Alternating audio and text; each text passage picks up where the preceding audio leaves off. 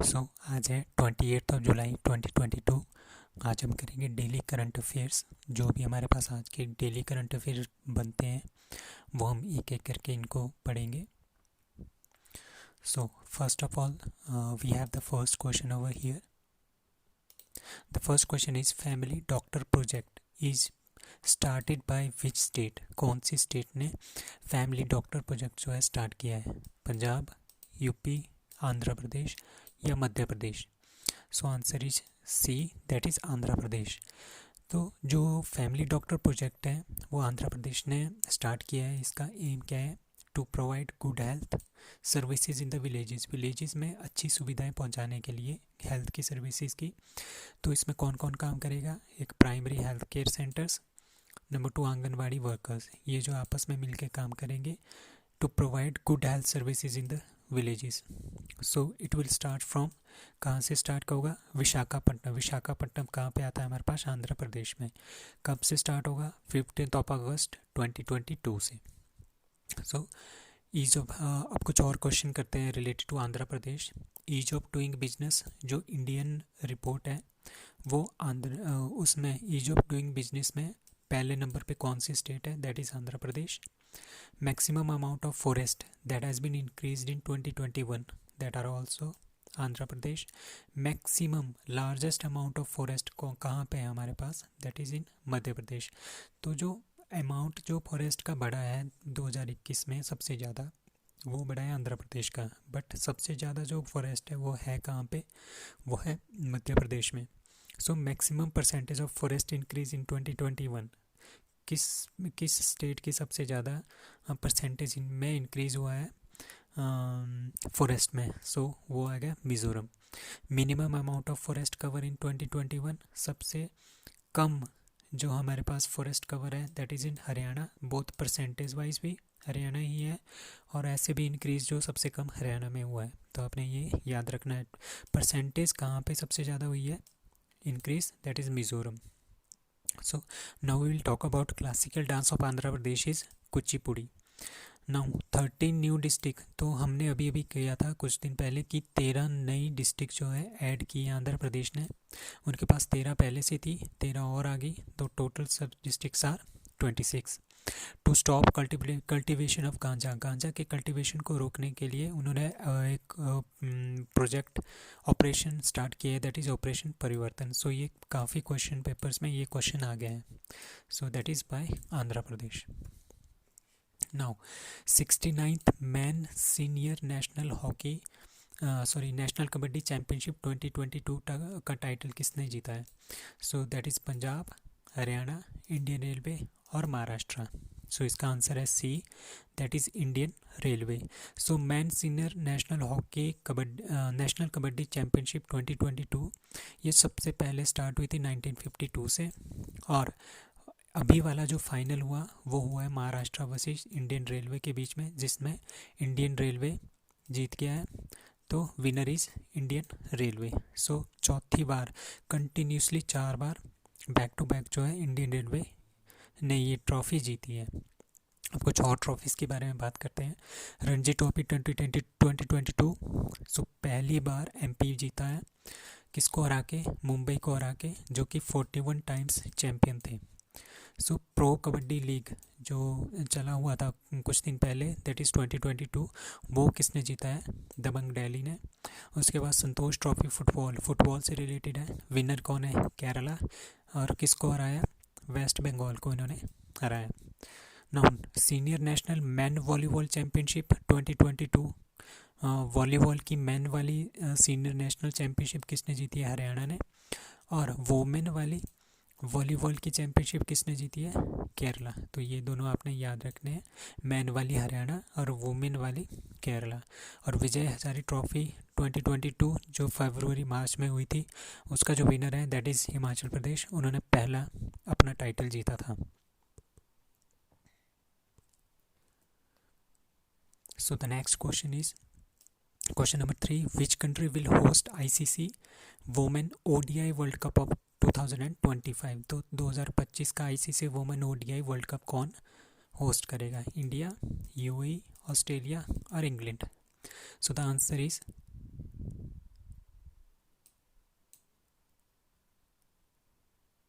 B, that is इसमें answer नहीं आया, that is Bangladesh. I will check it out.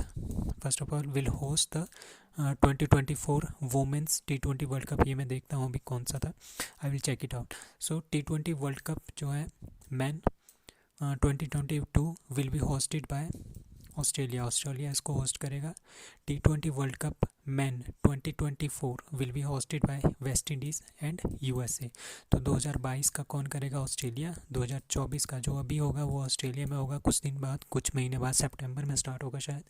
T20 world cup 2024 man वो West Indies और USA में होगा. T20 world cup man 2026 will be hosted by India and Sri Lanka both. 2026 वाला.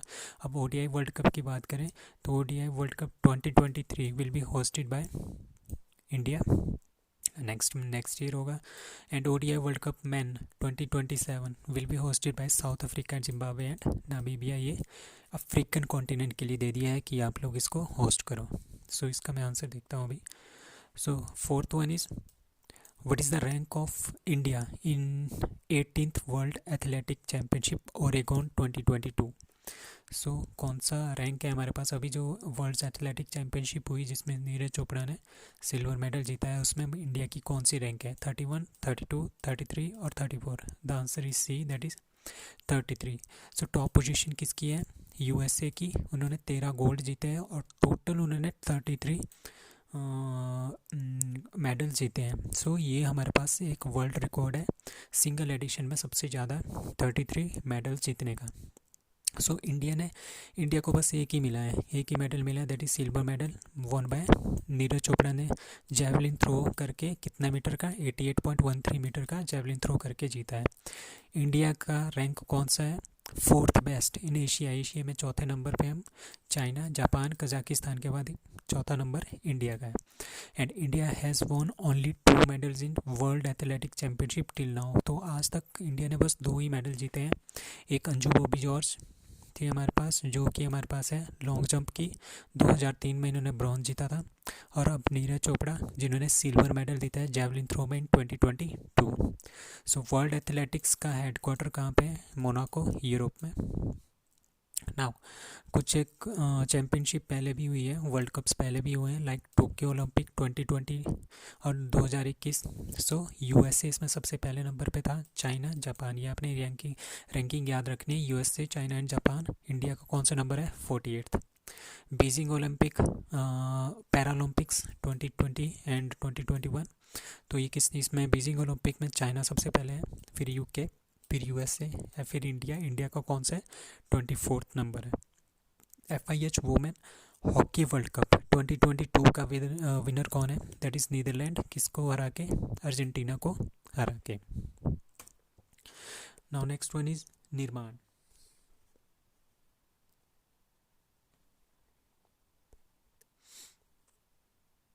सो next question is Nirman accelerator program is started by. किसने इसको start किया है?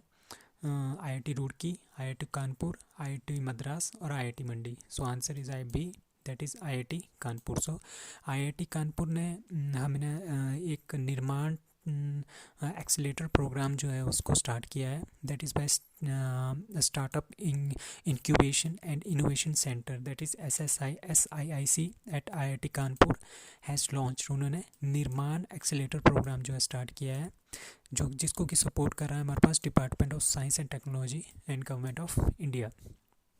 सो main purpose क्या है इसका मेन पर्पज़ ये है कि हमने मैन्युफैक्चरिंग स्टार्ट करनी है. मैन्युफैक्चरिंग स्टार्टअप्स जो है हमने बहुत सारे स्टार्ट करने हैं for health care and agriculture, दोनों के लिए. एग्रीकल्चर और हेल्थ केयर के लिए हमने मैन्युफैक्चरिंग स्टार्टअप जो है स्टार्ट करने हैं. सो इसमें हम क्या करेंगे? टोटल 15 स्टार्टअप्स होंगे जिनको सिलेक्ट करेंगे इस प्रोग्राम के अंडर. जो इसमें बेस्ट परफॉर्मिंग होगा इन 15 में से उसको 10 लाख रुपए का इनाम जो है दिया जाएगा. सो अब हमारे पास आ गया परम गंगा सुपर कंप्यूटर. सो जो हमारे पास परम गंगा सुपर कंप्यूटर है is commissioned in IIT Roorkee. ये आपने याद रखना है. परम गंगा कहाँ पे है हमारे पास? उत्तराखंड में. उत्तराखंड में कौन सा IIT है? That is IIT Roorkee. So now परम शक्ति जो सुपर कंप्यूटर आपने याद रखना है वो कहाँ पे कमीशन हुआ है, आईआईटी खड़गपुर में। So now 5G test bed जो हमारे पास पहला है इंडिया का, that is in IIT Madras. तो आपने ये भी याद रखना है आईआईटी मद्रास के बारे में।